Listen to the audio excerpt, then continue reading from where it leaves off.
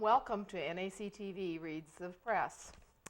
My name is Christine Waddell, and I'm one of many volunteers that help create programming for our station. You may be joining us online on Neepawa Access Live or WCG 12, Channel 30, Direct Sightline, MTS, or Bell Express View. These broadcasts are made possible by our volunteers, staff, advertisers, and donations from viewers like yourself. If you enjoy what you see and hear, please consider supporting us by a donation or by volunteering, and you can contact our office at 476-2639. This week's Neepawa Press. Wednesday, March 29th, 2017. And we have signs of spring in Neepawa. And Diane Werner has gone out and taken some photographs down at Neepawa's bird sanctuary. The return of geese to Neepawa's bird sanctuary is a sure sign of the arrival of spring. The recent warmer temperatures have also been welcomed back to the community. And she has several photos of the geese down at the bird sanctuary at Park Lake. And what else do we have in the Neepawa Press? Our weekly Looking Back, compiled by Cecil Pittman.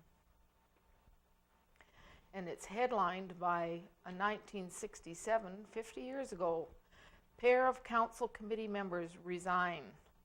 And I think today we'll just read right through that one, starting 80 years ago. Tuesday, March 30th, 1937. This year, it is compulsory for all car owners, as far as possible, they will fill out their own application cards, so bring along your specs. 70 years ago, in 1947, Collegians defeat Gladstone. The shifty skating of Bob Baker, Alan Bell, and the Wilkie brothers, combined with the smart playing of the other members of the team, led the local Collegians to an 11-2 victory over Gladstone at the sports arena Monday night. The Gladstone boys displayed a great deal of ability and stamina, but failed to break up the plays by Neepawa until well into the third period. Had the visitors played as well in the first two, the score may have been different. 1957, 60 years ago. The 5-pin bowling tournament sponsored by the Portage Mercury fastball team was concluded Saturday afternoon when the roll-off of the top 8 teams qualifying in a week-long event were held at the Plain City. 4 Neepawa pin fillers participated in the roll-off and brought back prizes. The team of Alex Hyra and Horry Frampton placed 4th for a total of 1,771, 88 pins below the figure posted by the winning combination. Neepawa's Bill Toy and Tex Johnson teamed up to win the 7th place prize with 1,732. 50 years ago, this is what the one that is our headline, 1967. The 2 members of a council committee appointed to investigate the location of a vocational school for Neepawa resigned Tuesday and were replaced by 2 new members. Councillor Gerald Murray, chairman of the committee, submitted a written resignation. This was followed by a verbal resignation from the other member of the committee, Councillor Homer Gill. Appointed to take their place were John Hearn as chairman and W.D. Cram. 1977, March 31st, 40 years ago. There's a Brandon-based group known as the Westman Media Cooperative that hopes to upgrade the standard of media in the Western area. They've already reached the first objective, which is applying to the CRTC for a cable television license. The initial servicing area for the cable television would include the towns of Minnedosa, Neepawa, Carberry, and the city of Brandon. 30 years ago, Monday, March 31st, 1987. Historically, summer fallow was important in prairie farming as a method of controlling the weeds and using the native fertility of our soils. Today, these roles are filled by herbicides and fertilizers. Farm technology has successfully eliminated the need for summer fallow in Manitoba. Consequently, the amount of improved land in fallow has decreased to 10.9% in 1981 from almost 30% in 1941. The agronomic reasons for the decline in fallow was sound. Continuous cropping reduces erosion, slows the decline of soil organic matter, and helps check the spread of salinity. 20 years ago, 1997, construction on the Great Plains Interpretive Center is slated to begin in the summer of 1998. Board members announced last Wednesday. The center will be built on 80 acres of land west of the TNT building, now under construction, said Bud Birch. Once completed, it will be a tremendous asset to the community, said Birch. The 80 acres are being purchased from Marion Eisenberg, who also owned the land now known as the West Creek Development. Birch said the center will pay $50,000 for the land. A portion of that cost will be covered by Yellowhead Equipment, Mare Equipment, and the Westway Inn. 10 years ago, 2007, Neepawa Community Cable Channel is gearing up to air its signal in a new format, FM radio. NACTV Access General Manager Amanda Nottengale said the first part of the feasibility study into the new venture has been completed. If all goes according to plan, a new FM radio signal will soon be on the air in the next 2 years. We think it might be feasible in a year or two, Nottengale said. We don't always read ads, but there's Harlem Globetrotters are coming to Winnipeg, April 23rd at the MTS Center. And over on the opinion page, last week we didn't read those letters, but this week we will. A view from Parliament Hill, Budget 2017. Rural Canadians will be paying even more under the new budget Liberal Minister Bill Morneau presented in the House of Commons on March 22nd. In typical Liberal fashion, this budget is more of the tax and spend ideology with no balanced budget in sight. The Liberal government continues to nickel and dime Canadians, removing important provisions that help families, farmers, and small business owners to make ends meet. As a constituency that is heavily dependent on the agriculture industry, I am deeply concerned by the Liberals' terrible proposal to eliminate the provision that allows farmers to defer cash ticket purchases of listed grains to the subsequent tax year. This proposal would limit producers' ability to sell their product on their own time frame and to cash manage their income and operating expenses. The current cash purchase ticket system helps farmers to stabilize income from year to year to ensure the long-term sustainability of their operation and the communities that they support. Prime Minister Justin Trudeau and his ministers continue to hide behind the budget's title, Building a Strong Middle Class, but the reality is that raising taxes is not benefiting ordinary, hardworking Canadians and certainly will not help create any jobs. Their economic plan is not working. Last year's budget failed to grow the economy or create new jobs, and their infrastructure plan is in shambles. Despite all their promises to spend on infrastructure, the Parliamentary Budget Officer estimates nearly $3 billion in planned government infrastructure spending for 2016-17 will not get out the door. This money will be repurposed for 2017-18. This year's budget is just a continuation of last year's with barely any new money and even bigger deficits. The current prediction for the 2017-18 deficit is $28.5 billion, increasing again from the $23 billion from 2016-17, almost triple the $10 billion deficit Trudeau promised Canadians during the last election. Again and again, rural Canadians receive the short end of the stick with this government. We will be hit the hardest from the Liberal-imposed carbon tax, and continued tax hikes along the board are simply nickel and diming Canadians. As the official opposition, the Conservative caucus will continue to be the voice for taxpayers inside the House of Commons. Trudeau's record makes it clear that the Liberals don't care about the ordinary, hard-working Canadians and their families that will be paying the bill for this reckless spending for generations to come.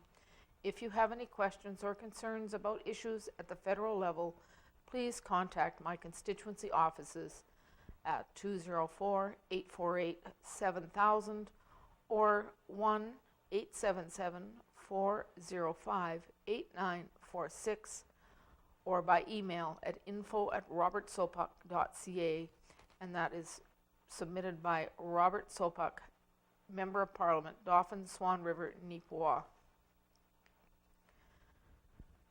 And the second letter to the editor is on a similar vein. I missed a little picture back. It's not a little picture. I missed a picture back on page 2. And that was the a photo taken inside the cold storage room at Spring Hill Farms. Freshly killed hogs are hanging as far as the eye can see. The new hog plant is now the largest employer in Neepawa, and that was posted in 1987.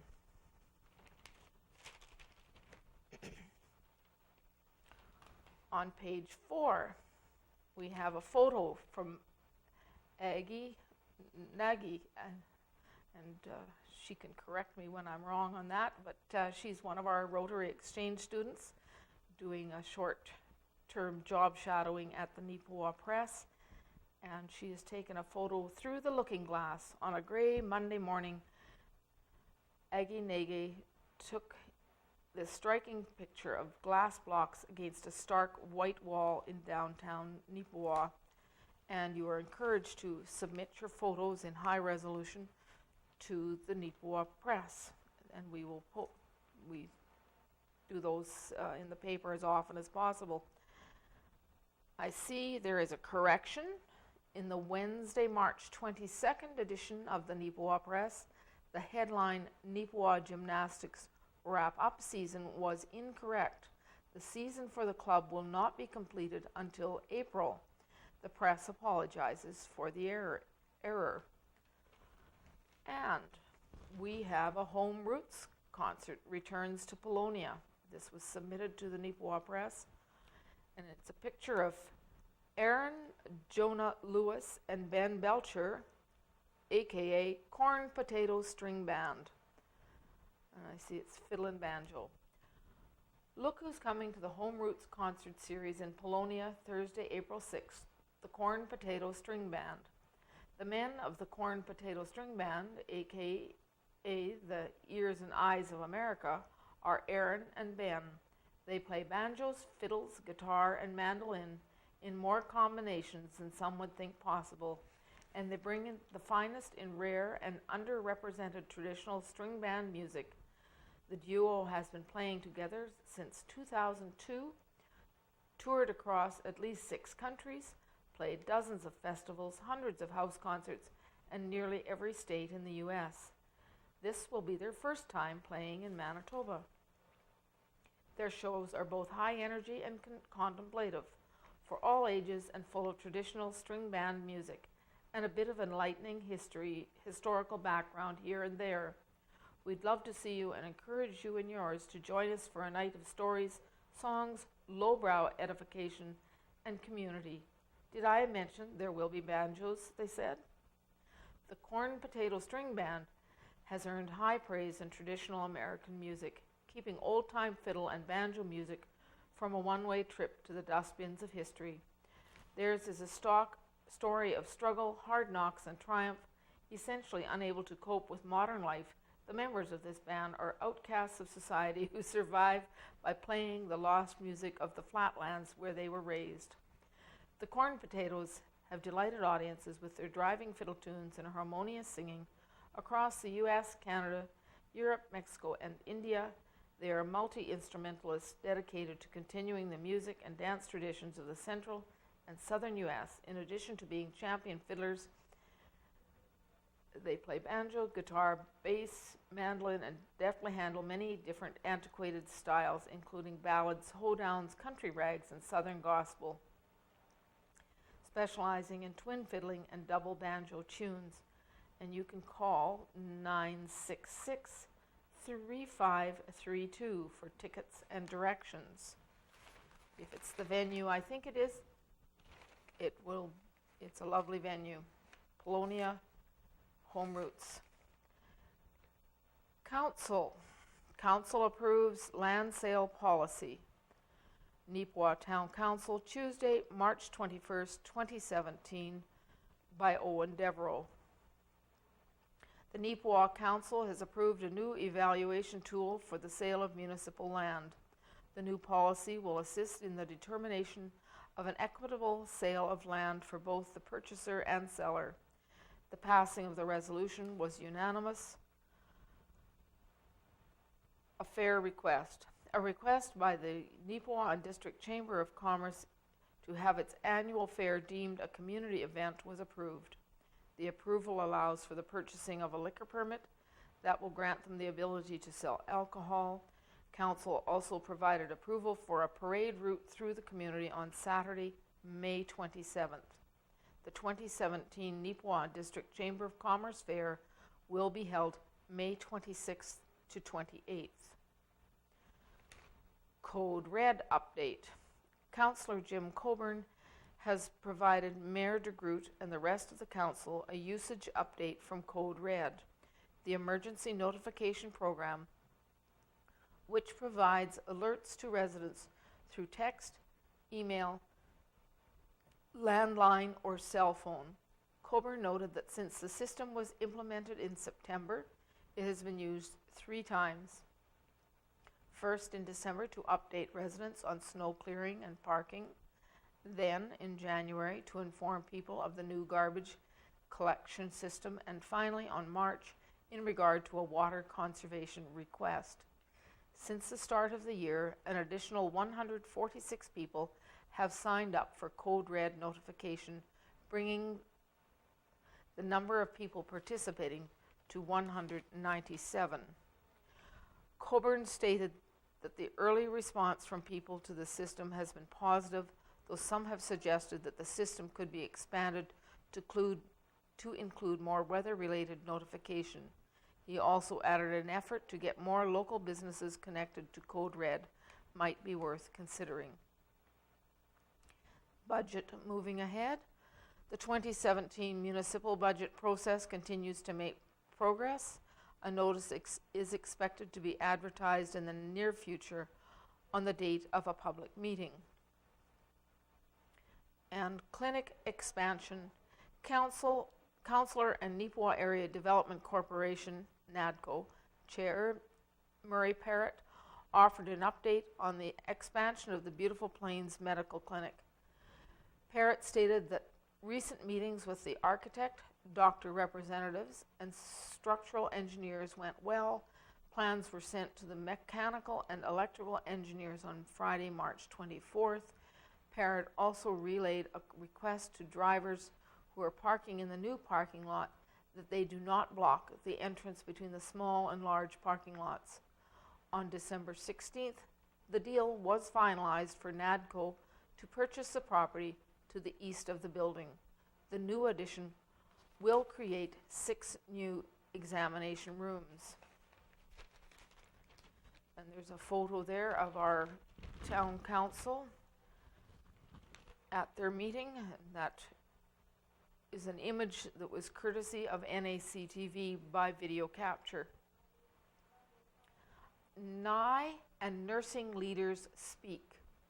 And this was submitted to the Neepawa Press with a submitted photo.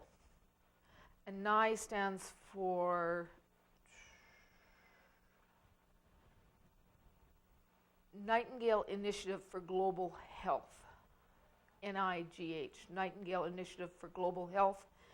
And at NI's gala reception in New York City, from the left, Dr. Holly Shaw, lead UN non-government organization representative for NI, Dr. Judith Shamian, ICN president, and Dr. Diva Marie Beck, NI's co-founder and international co-director, preparing to present Dr. Shamian with NI's Exemplar Award for Advocacy in Action.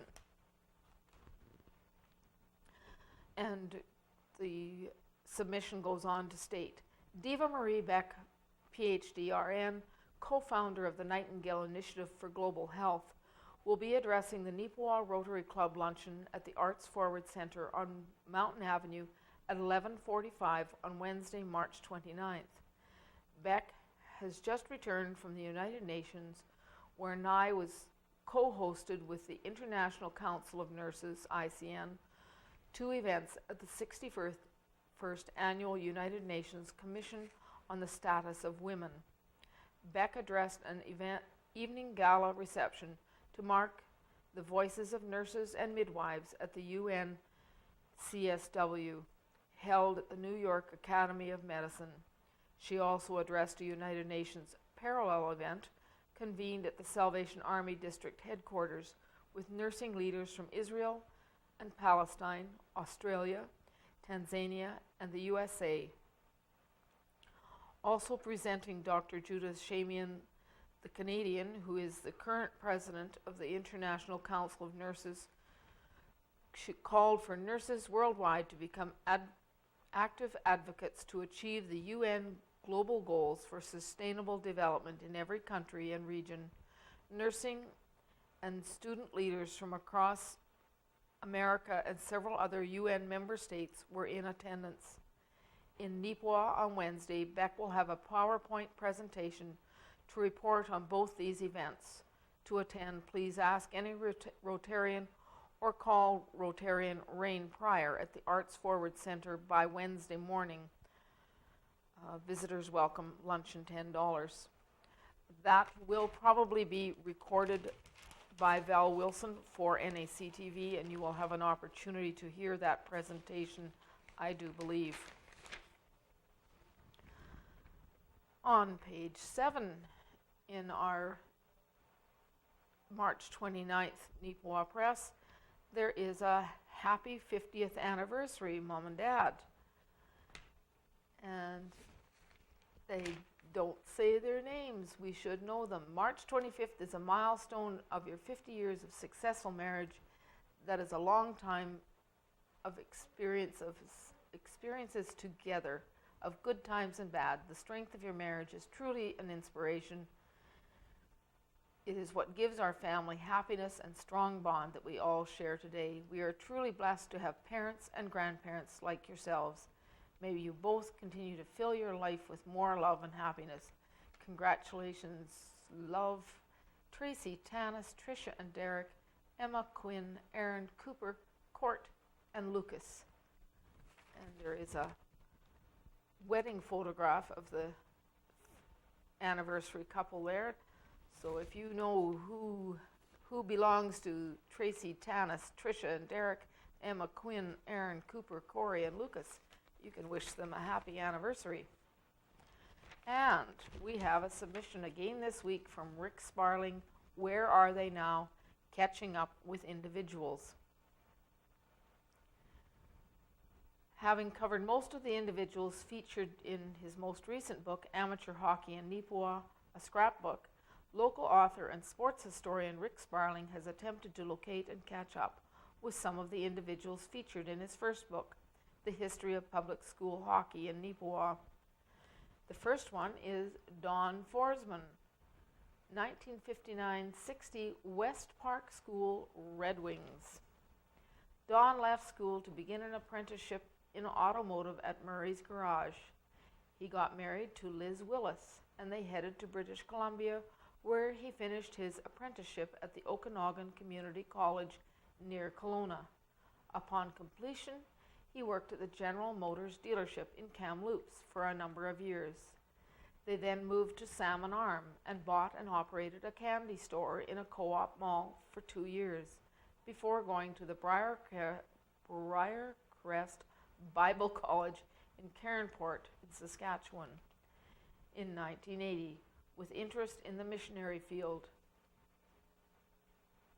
In 1991, they ventured to Aruba for 5 years.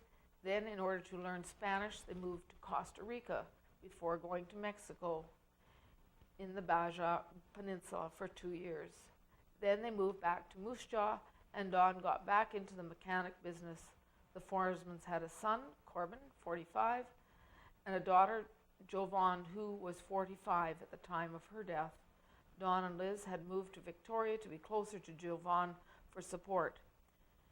He worked at a local tire shop doing front wheel alignments in his semi-retirement and fully retired in 2014. Liz still works as a patient porter at the local hospital, and they both volunteer at a local Belfry theater, taking tickets and as ushers.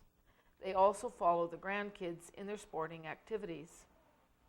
So that's Don Forsman when he was a young fellow. Harley Hunt, West Park School, 1957-58, Junior Maple Leafs. Harley Hunt left school to go north to Thompson to work in the mines and quickly discovered this was not the life for him.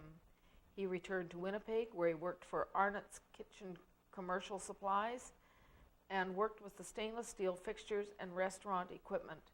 He was there for 6 years before moving to Niverville with his wife Lois Giesbrecht. Harley worked at several things in Niverville as an electrician and then worked for CN Rail. In his retirement, Harley likes to do some reading and watch television and videos. The Hunts have 2 children, Stacy, 41, and Spencer, 37.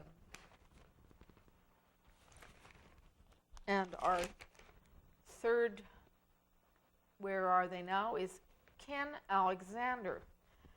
And that was the 1957-58 West Park School Junior Regals. So there was several different team names. Ken Alexander graduated from NACI in 1967 and in 1968 took a course in psychiatric nursing in Brandon. After graduating in 1970, he spent 5 years nursing at the mental health center there. He spent another 15 years nursing in personal care homes and working for We Care out of Brandon.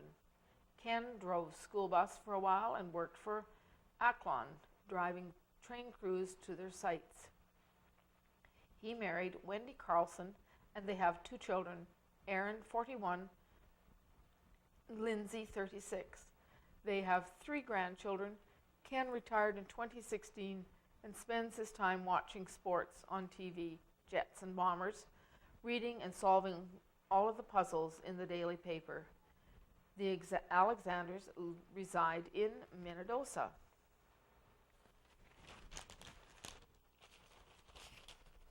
And on page 8, at the bottom, we have Playground Project, a step closer to reality. On March 23rd, Rotary Club President Don Small, on the right, presented a check to HMK Principal Alan Hankey. The $6,000 donation from the Neepawa Rotary Club was in support of HMK's Playground Project.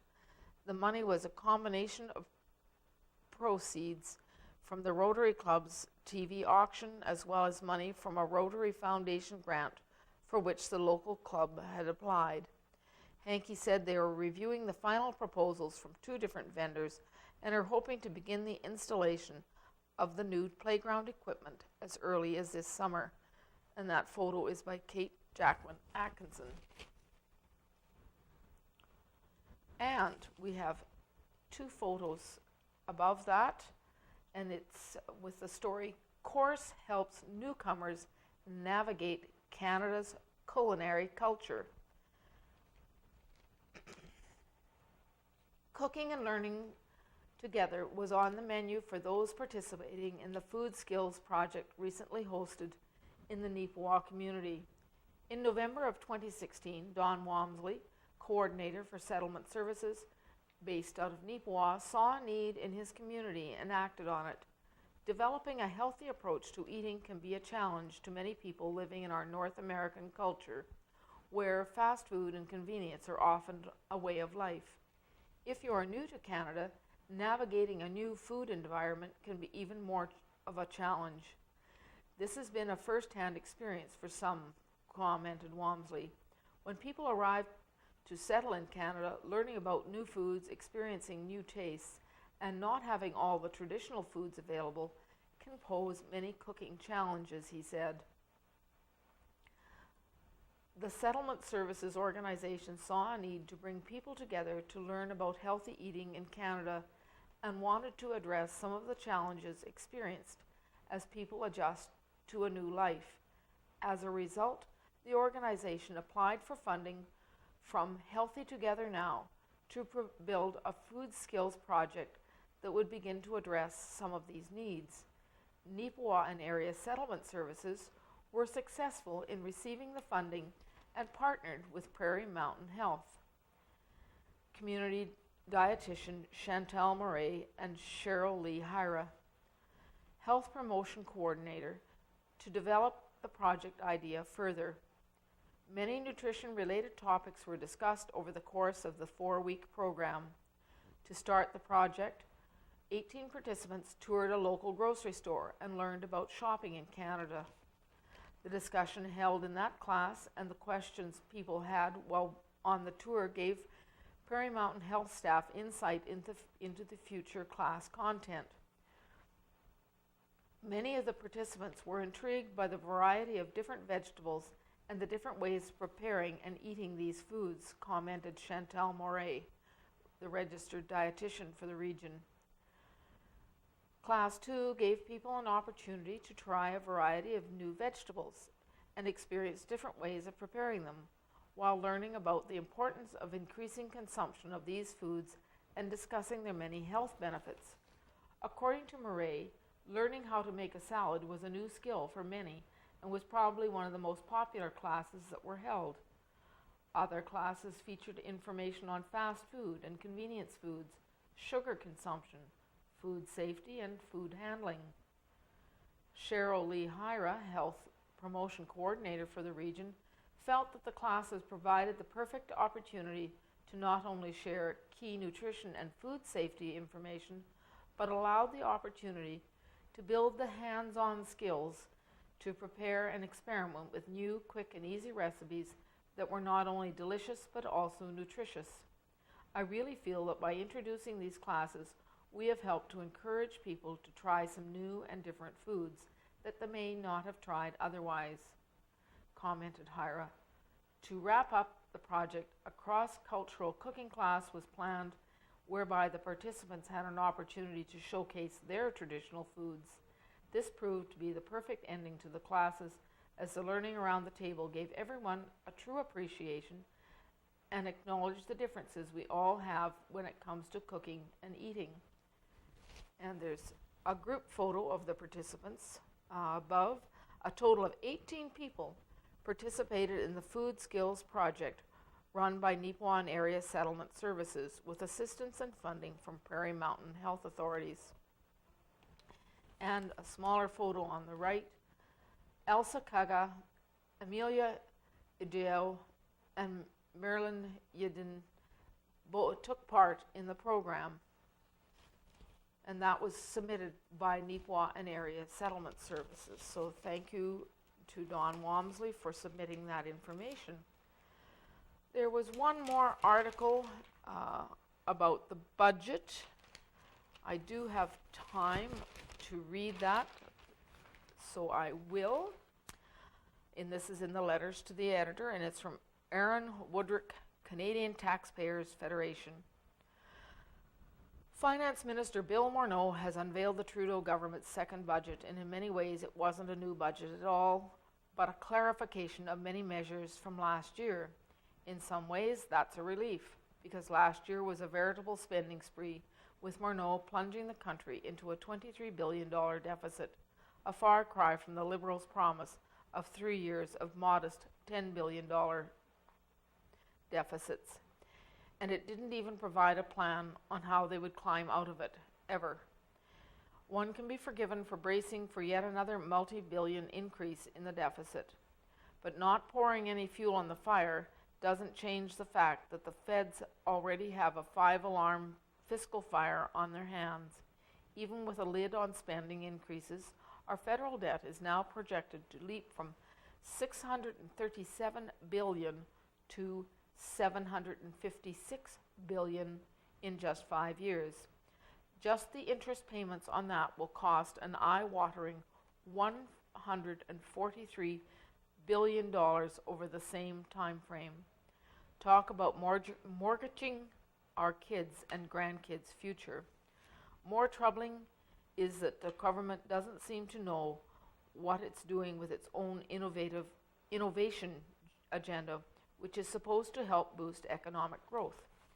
While the Canadian economy isn't in recession, growth is projected to be weak.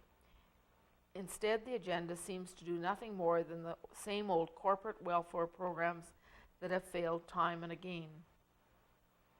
There are handouts for politically favored industries like clean tech, and for the powerful special interests like aerospace and automobiles. There will be a new platform called Surprise Innovation Canada, which will develop 6 economic strategy tables, which will also be linked with the existing Department of Innovation.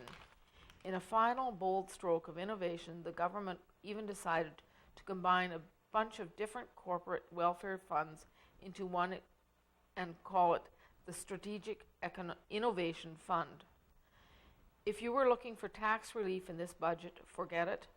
Aside from a few small boutique measures, it's mostly the status quo. There are even a few sneaky tax hikes. Excise duties on alcohol are going to rise by 10% over the next 5 years, and with some expansions to employment insurance accessibility for groups such as home caregivers, EI premiums will go up as well. And then, of course, there's the federal carbon tax, which will be imposed on the provinces whether they like it or not. There are a few bright spots. The government is taking a Canadian Taxpayers Federation recommendation to review expenditures department by department to help kill wasteful programs and root out inefficiencies. There's also a commitment to expand free trade within Canada, something that would benefit all Canadians. But overall, this year's budget is big on words and short on details. It claims to help the middle class without explaining who counts as middle class. It says it's focused on innovation, but with new and recycled corporate welfare funds designed to throw money at favored industries and companies. There's not much innovative about it. With this budget, Morneau had an opportunity to explain how he would get the books into balance and start to tackle our massive federal debt. He took a pass. As a result, future generations of Canadians will pay a hefty price. And that's from Aaron Woodrick, Canadian Taxpayers Federation. Something we haven't had for a couple of weeks is a thumbs up or thumbs down.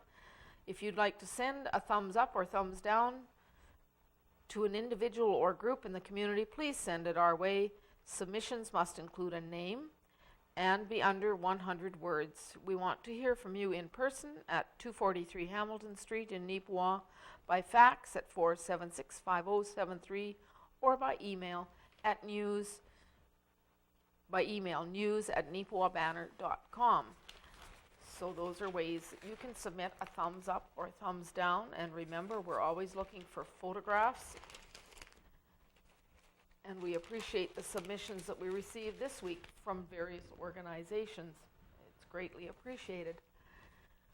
We've nowhere near filled our hour that's available to us, but thank you for tuning in. We will be broadcasting as usual through NACTV, pardon me, Neepawa Access Live, WCG 12, Channel 30, MTS and Bell Express View, and we're always appreciate comments and help. If you have an organization or an event, we have equipment available for you to take out to the site, and you can